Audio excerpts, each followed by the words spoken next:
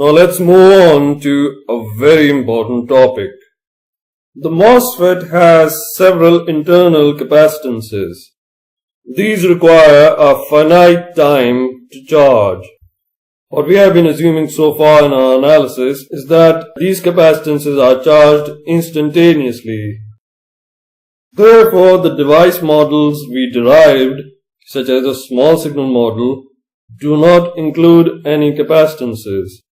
Hence, these models also implied that the amplifier gain is independent of frequency. In reality, however, the fact is that the MOSFET gain falls off at some high frequency value. So, in our design, we need to modify our model so that we can predict, or in other words, calculate at which frequency the gain would fall off and design our amplifier to operate at a frequency before that.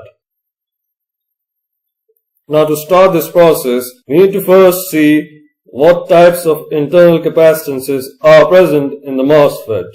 There are two types of internal capacitances. The first type are caused by the gate capacitive effect. This effect can be modeled by three capacitances: CGS between gate and source, CGD between gate and drain, and CGB between gate and the body terminal.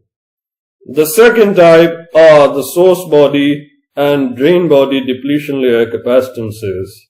These are the capacitances of the reverse biased PN junctions formed by the N-positive source region and the P-type substrate, and by the N-positive drain region and the substrate. So we have two more capacitances. These are also known as the junction capacitances. Now when the source is connected to the body,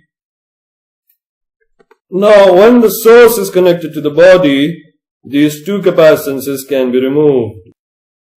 The capacitance CDB can also usually be neglected.